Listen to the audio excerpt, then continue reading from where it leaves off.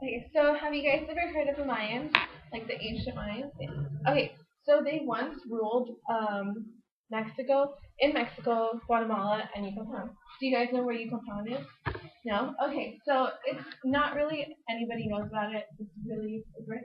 So it's right here in between Cancun and Belize, and like right here is Cuba. So this is where my family is from. It's technically Mexico. It's just a different part of Mexico. And my object today is an ipil. An ipil is a big part of my Yucateco culture because it means a lot to me. It's been used in my family for many, many years. Like, honestly, everybody has it in my family. And we use it during the summer when it's hot because it's really hot over there. And it's been, Mayans used it, and then it was brought into my culture. So even though I've never been to Utah, I still realize that this is a big part of my culture, and it makes me happy because.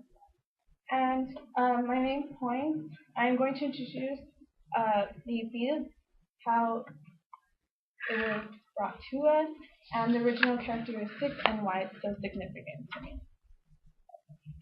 So the history of the Mayans used this where, like, as an everyday use. They either used it casually, and it was like sometimes they used it extravagantly, like they would go to like parties and stuff and that. The embroidery that you see all over the place, uh, the Mayans would make it handmade.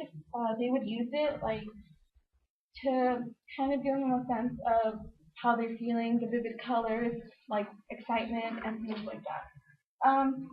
I chose this because it is so simple, but even though it's so simple to me, it gives me a sense of belonging and gives me a sense of where I came from. It's special because it's been passed down from many generations, from the Mayans to us, the 21st century. Like that's really, really long time ago.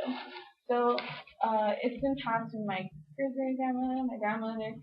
This one has been passed from my grandmother to my grandma to my mom, but there are some that have, and I don't have any of them sadly.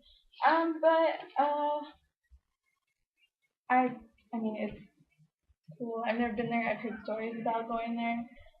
But in conclusion, um, like I said before, I've never been there. I wish to go there one day, and I'm so happy that the culture was brought to me. Um, and then uh,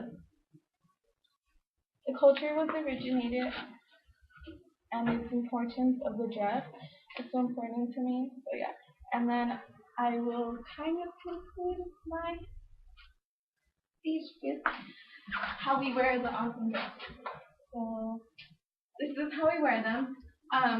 We had a party to go to. You can see my cousin. That's my grandma and my mom. The embroidery is all handmade and stuff, so it's really hard and they're really, really expensive. See my mom. It was a wedding. It was her wedding, and the one she's wearing on this side, this is a review, and this is a terno. A terno is way different. It's more complicated, and that's used extravagantly. And then that's my cousin. And that's that's what the guys wear. It's kind of like a simple kind of cotton thing.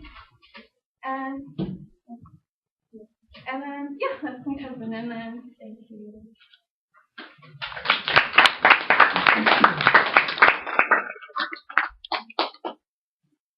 Do I save it or do I? Andrea, Yeah. are you using? Yeah.